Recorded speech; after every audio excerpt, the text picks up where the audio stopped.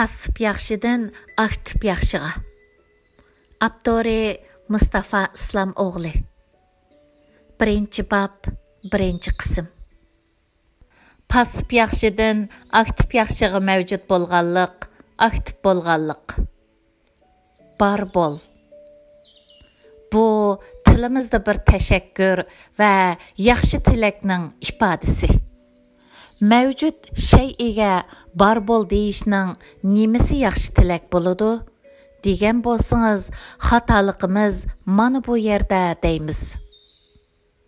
Bu hayotda xuddi bir o't cho'pdak, hech narsaga foydasi yo'q shayidek mavjud bo'lib turish. Yoki bir insonga o'xshash, odamga o'xshash mavjud bo'lib, mavjudligini davomlashtirishdan iborat ikki xil mavjud bo'lish bor. İxtiyor bizda. Manga hargizmo nisb masalasi demang. Nisblarni tarqatgan Allah azaliy taqsimda sizga inson bo'lishni nisb qilgan. Sizga aql, iroda va vijdon nisb qildi. Uningdan boshqa yana nima bersin? Vijdoningiz aqlingiz irodangizni harakatga keltira olmagan bo'lsa, buning javobgori nisbni tarqatgan Allah emas, nisivisiga tushganni ishlatalmagan inson bo'ladi. Shundoq bu hayotga o't yoshga o'xshash kelib, pahaldek ketishmi? Bashar holatida kelib, inson holatida ketishmi nisb emas. Balki talab masalasi. Talab qilmaganga nisb bo'lmaydi. Nisb masalasi deguchilar passiv yaxshilar bo'lib, passiv bo'lganligi uchun ularga nisb bo'lmaydi. Nisb bo'lganlar doim talab qilguvchilar orasidan chiqadi. Chunki nisblarni tarqatgan ulug' Allohning sunnati mana mushundoq. Talab masalasi deyish kupay qilmaydi. Talab qilish kerak, talab qilish aktiv bo'lishni taqozo qiladi. Chunki talab qilishning o'zi aktivchanlik bo'ladi. Talabning uyqudagi holini tush, uyg'oq holini orzu deymiz. Qalbdagi holiga hasrat va seg'inish, mengidagi holiga o'y, tushancha deymiz. Chunki aql yo'lga chiqmay turib, tushancha yo'lga qadam bosolmaydi. Duo Allohga yuzlangan bir talab bo'lib, harakat duoning vujudimizdagi holati. Yuqorida ko'rganimizdek, ishning ichiga talab qo'shilganda harakatga o'tish, aktiv holga kelish muqarrar bo'ladi. Ruh aktivdir. Basharni insonga aylantirgan va zimmisidagi vazifani ado qilgudek holga keltirgan ilohiy nafas ruhdir. Yaratquchidan pullangan ruh insonni iloh, ya'ni tavba qilmaydi, lekin insonni yaratquchiga oid qiladi. Birinchidan, bu mansublik inson uchun shon-sharafning eng cho'ngi. Ikkinchidan, bu mansublik mas'uliyatning eng cho'ngi. Chunki eng cho'ng mas'uliyat, eng ulug' oldidagi mas'uliyat bo'lib, bir yerda mas'uliyat bo'lsa, tanlash bo'ladi. Tanlash bo'lsa, iroda bo'ladi. Iroda bo'lsa, aql bo'ladi. Aql bo'lsa, vijdon bo'ladi. Bular ruhning insonni qurollantirgan uch kezigi. Ruhsiz vijdon passiv.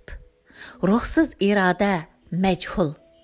Ruhsiz aql keraksiz narsadan farqsiz. Ruh faqat insonga xos emas bo'lib, fikr, bilim, amal, ibodat qatorliq narsalarning ro'yi bo'ladi. Bir narsaning ichida ro'yi bor yo'qligi uning ta'siridan ma'lum bo'ladi. Ruhdan ayrilgan fikr va bilim Başqalar u yoqda tursin, egisigimi ta'sir qilmaydi. Ruhdan yo'qsin ibodat va amal. Başqalar u yoqda tursin, egisinimi o'zgartirmaydi. Jon aktivdir. Jon kirgan badanni aktiv, tirik holga keltirdi. Chiqqan badanni passiv holga tushirib qo'ydi. Ruhini yo'qotib qo'ygan bir badan harakat qilmaydi. Jon faqat makro jihatda emas, mikro jihatdami aktiv bo'ladi. Hücre bununğa canlıq misal bo'la oladi. Hücre tirik bo'lsa aktiv, aktiv bo'lsa canlıq, hayat bo'ladi. Hücre o'lganda passiv holga keladi. Tirik bir a'zo o'lgan hücreni elib yurmaydi. İbrat aktiv bir bütün gavda ichida passiv qolgan bir parcha kesib tashlanadi, chiqarib etiladi. Cisimlar aktivdir. Shundaq, biz jonsiz mavjudiyat degan cisimlarning hammasi aktiv harakat holatida bo'ladi. Tash va tuproq aktiv holatda bo'ladi. Cisimlar atomdan tarkib topadi.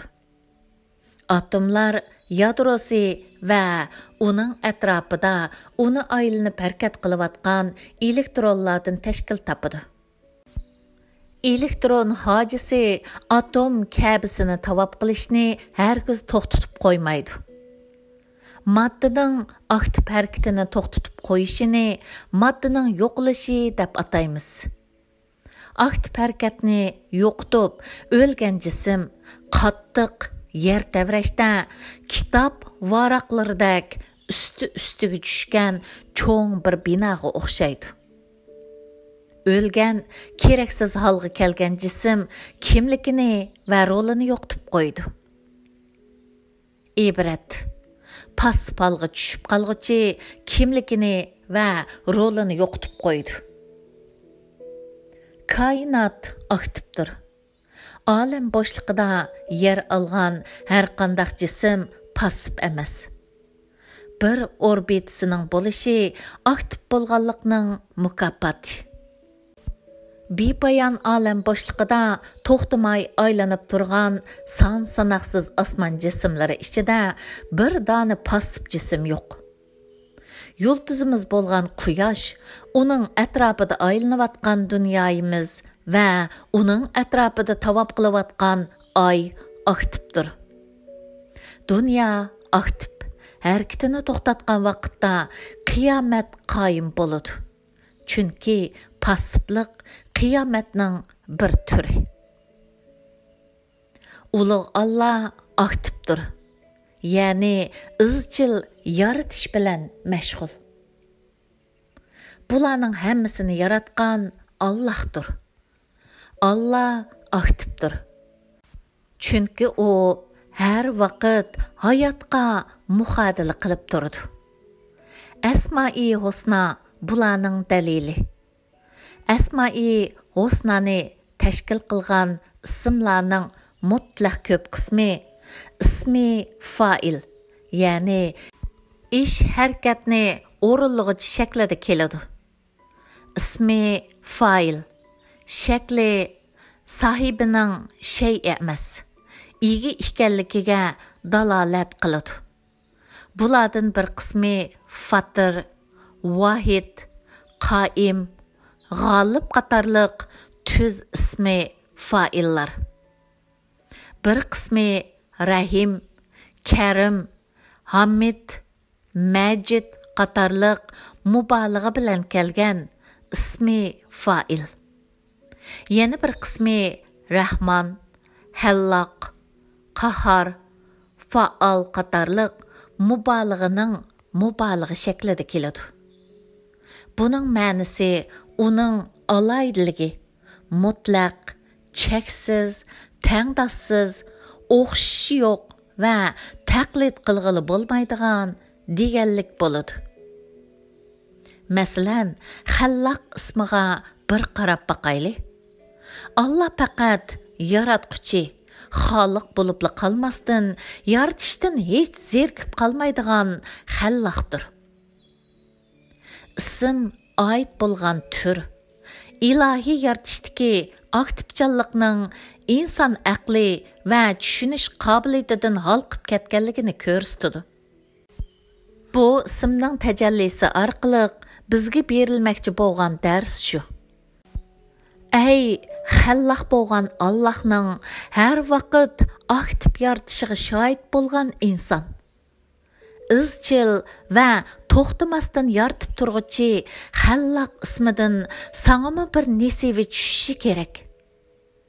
Biliming, axloqing, aqling va irodang uningdan o'ziga tushliq hammasini elishi lozim. Ikki kuning o'xshash bo'lmasligi kerak. Chunki ikki kuni o'xshash bo'lgan kishi ziyon ichida.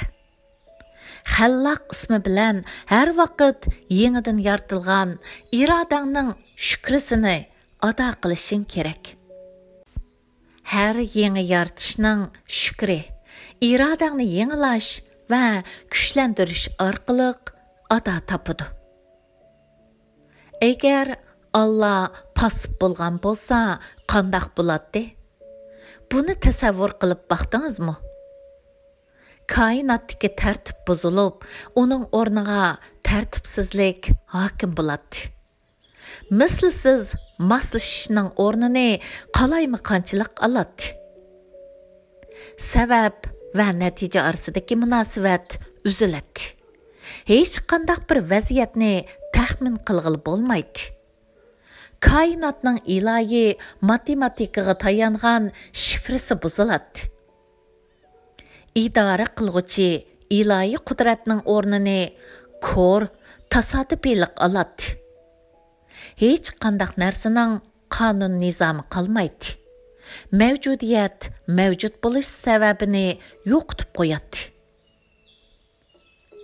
Ilmi yaxshi, har vaqt muhodila qilib turgan, har vaqt yangidan yaratib turgan, yaratishni o'ziga kasb qilgan, har vaqt ko'rib kuzatib turgan bir Rabbimiz bor.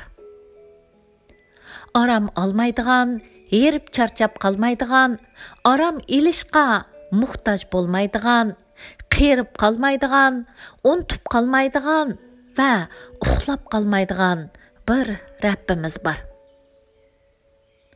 Xulos qalam, zarradan koinotgacha, mikrodan makrogacha hamma narsa aktiv harakat holatida bo'lgan bir olamda irodalik mavjudiyat bo'lish imtiyoziga ega bo'lgan insonning passiv holda bo'lishi bir benormal ahvol. Bu ilohiy moslashish qonuniga qarshi chiqqanlik. Bu tartibning sirtiga chiqqanlik va ahamiyati yo'q bo'lganlik bo'ladi. Roli yo'q narsa keraksiz narsaga aylanib qoladi. Vahiyga asosan yaxshilar ikki xil bo'ladi. Koni uslubda yaxshilar va yomonlardan iborat ikki tur mavjud. Qur'on texmi inchikligan holda askilar, passiv yaxshilar va aktiv yaxshilar deb 3 turga ayiradi. Ondan biz kitob, ya'ni Qur'onni bandalarimizdan biz tanlagan kishilarga miros qilib berdik. Ularning ba'zisi o'ziga zulm qilg'uchidir. Ya'ni Qur'onni tilovat qilgan bilan amal qilmaydi. Ba'zisi o'tir holdir. Ya'ni ko'p chog'larda Qur'onga amal qilib, qisman chog'larda amal qilmaydi. Va ba'zisi Allohning izni bo'yicha yaxshi ishlarni qilishga oldirg'uchidir. Ani shu katta marhamatdir. Bu xil ayrishni tövendeki oyatdan ko'ramiz. Saodatmanlar qatorida bo'ladigan kishilar bo'ladi. Bu nima degan cho'ng baxt? Baxtsizlar qatoriga kirgan odamlar bo'ladi. Bu nima degan baxtsizlik? Onundan boshqa yaxshi ishlarni eng oldida qilg'uvchilar bor bo'lib, mana bular jannatga eng oldida kirguchilardir. Ular nazu ne'matlik jannatlarda Allohga yaqin bo'lguchilardir. Yuqoridagi oyatlarda 3 turkum kishilardan so'z qilinmoqda. Birinchi, o'ziga zulm qilg'ichi eski kishilar. Ikkinchi, o'tiral yo'l tutgan passiv yaxshilar. Uchinchi, yaxshilikda boshlamchi bo'ladigan aktiv yaxshilar. Qur'on ochiq qilib passiv yaxshilar bilan aktiv yaxshilarning tang bo'lmaydiganligini bayon qiladi. Mu'minlardan o'zrisiz, ya'ni to'kur, kasalga o'xshash o'zrisi barlar buningdan mustasno. Jihadga chiqmaganlar Alloh yo'lida mollarini, jonlarini tikib, kuchining yetishicha jihad qilguvchilar, ya'ni tirishchanlik ko'rsatuvchilar bilan barobar bo'lmaydi. Alloh mollarini, jonlarini tikib jihad qilguvchilarni, tirishchanlik ko'rsatuvchilarni jihadga chiqmaganlardan, Alloh yo'lida tirishchanlik ko'rsatishdan qochganlardan bir daraja ustun qiladi. Bu ikki xil kishilar, ya'ni o'zirsi bo'lib, jihadga chiqalmaganlar va jihadga chiquvchilarning hammasiga Alloh jannatni va'da qildi. Alloh jihad qilguvchilarga buyuk ajr ato qilib, ularni o'zirsiz turib jihadga chiqmaganlardan, qo'lidan kelishicha tirishchanlik ko'rsatmaganlardan ortiq qildi. Alloh ularga baland martabalar, mag'firat va rahmat ato qildi. Alloh mag'firat qilg'uchidir, nihoyatda mehribondir. Nisa surasi 95-96 oyat. Shu narsa nihoyatda ro'shan holda o'tirda turmoqda. Alloh insonlarni yaxshilar va yomonlar deb ikkiga ayirib qolmasdan, yaxshilarni o'z ichidan passiv va aktiv yaxshidan iborat ikkiga ayiradi. Qur'on vayining bu ogohlantirishini topshirib olgan tunji kishi, vayining tunji muhotabi xitob qiling'ichisi bo'lgan Rasululloh edi. Endi biz bu ogohlantirish yoki buyruqning uning hayotida qandoq aks etganligiga qarab boqayli. Davomi bor.